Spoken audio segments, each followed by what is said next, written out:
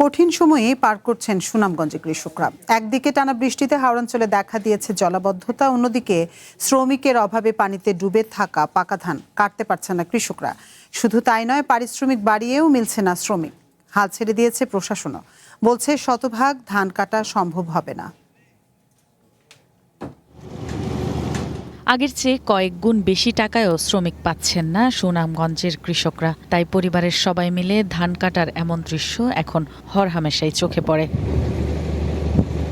এবছর সুনামগঞ্জে 2,23,512 হেক্টর বোরো চাষাবাদ করা হয়েছিল, কিন্তু অতিবৃষ্টিতে সবকটি হাওরে প্রায় 20,000 হেক্টর বোরো ফসল পানিতে তলিয়ে নষ্ট হয়ে গেছে। এদিকে ডুবে থাকা পাকা ধান কাটার চেষ্টা করছেন কৃষকরা, কাজ করছে না হারভেস্টার মেশিনও। এমন দুরবস্থায় বাড়তি মজুরিতেও মিলছে না শ্রমিক।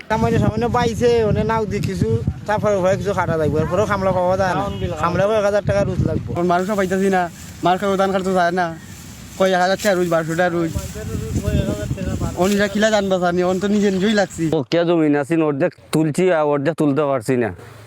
ওখানে আছে পানির লোকে যুদ্ধ করা, পানি বাড়তেই আছে হামলা তো মিলে না। 700, 800, 1000 বলতে বেটাইতে জফে। এই মেশিনে ধানগুলো খাটতো আছিল, হেরা তো দিছে না। আমরা বহুত মানুষ ক্ষতিগ্রস্ত আছি। কেউ দুইয়াল করছে, কেউ কাটছে 2 কার, দুইয়ালের মাঝে 2 কার কাটছে।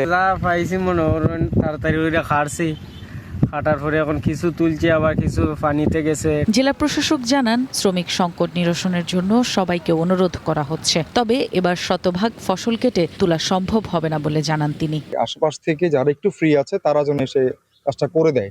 তবে আমরা আসলে যদি আমরা জানি না, যদি আবার পূর্বাভাস যদি মিলে যায়, তাহলে হয়তো আমাদের এই কিছু ধান 100% কর্তন করাটা আমাদের আলটিমেটলি শেষ পর্যন্ত হবে কিনা একটু আমরা চিন্তিত।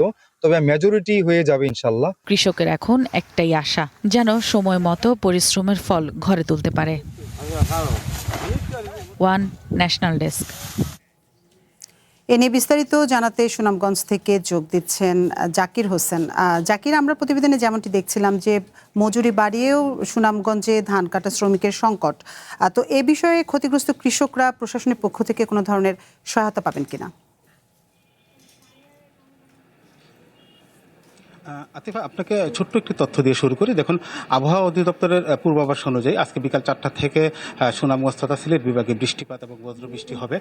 যথারীতি এই মুহূর্তে কিন্তু সুনামগঞ্জে বৃষ্টিপাত শুরু হয়েছে এবং আকাশে বজ্রপাতও হচ্ছে। আর আপনি যেমনটা বলছেন, বৃষ্টির সাথে সাথে কিন্তু সুনামগঞ্জের যে কৃষকদের কিন্তু দুর্ভোগ আরও বেড়ে যাবে, কারণ এখন পর্যন্ত হাওরে প্রায় 40% ধান কাটার বাকি রয়েছে। এই ধান এখনও কৃষকরা কাটতে পারেনি, কারণ আপনি জানেন সুনামগঞ্জে বেশ কয়েকদিনের টানা বৃষ্টি এবং পাহাড়ি ঢলের কারণে কিন্তু সুনামগঞ্জে যে বিস্তীর্ণ যে 123টি হাওর রয়েছে, সবগুলো হাওরে কিন্তু এই মুহূর্তে জলাবদ্ধতায় তৈরি হচ্ছে। আপনি নিশ্চয়ই দেখতে পাচ্ছেন সুনামগঞ্জে সুরমা নদীর পানি কিন্তু প্রতিদিনই বাড়ছে।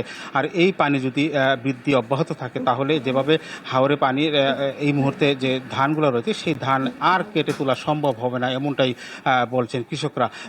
এখন পর্যন্ত 50,000 কৃষকের ক্ষতিগ্রস্ত কৃষকের তালিকা করে মন্ত্রণালয়ে পাঠানো হয়েছে বলে আমাদেরকে জানিয়েছেন অতিরিক্ত জেলা প্রশাসক সমর কুমার পাল। তিনি আরেকটা বিষয় আমাকে জানিয়েছেন যে এটা একটা প্রাথমিক একটি তালিকা করা হয়েছে, আরও ক্ষয়ক্ষতি নিরূপণ করে আরও যারা ক্ষতিগ্রস্ত হয়েছে তাদেরকে তালিকাভুক্ত করে মন্ত্রণালয়ে প্রেরণ করা হবে তাদের, এবং যারা প্রকৃত ক্ষতিগ্রস্ত তারাই এই প্রণোদনার আওতায় আসবে, এমনটাই তিনি আমাদেরকে জানিয়েছেন। আর এই মুহূর্তে আসলে যেহেতু আরও 40% ধান হাওরে বাকি রয়েছে, এই ধান তো আছেই, তারপরও যে সমস্ত যে আরও 60% যে ধান কর্তন করা হয়েছে ইতিমধ্যে, এই ধান নিয়েও কিন্তু কৃষকরা একটা বিপাকের মধ্যে পড়েছে, কারণ যেই মাঠে ধান শুকাবে সেই মাঠটা পর্যন্ত এখন পর্যন্ত আসলে আমরা দেখেছি একেবারে ডুবে গেছে। এবং আজকে থেকে যেহেতু আবারও বৃষ্টিপাত শুরু হয়েছে, সেই বৃষ্টিপাত আবারও দুর্ভোগ বাড়াবে হাওর এলাকায়, কারণ এখন আমরা দেখেছি প্রত্যেকটি মাঠেই কিন্তু ধান বস্তায় বস্তায় করা রাখা হয়েছে, এবং যারা নতুন নতুন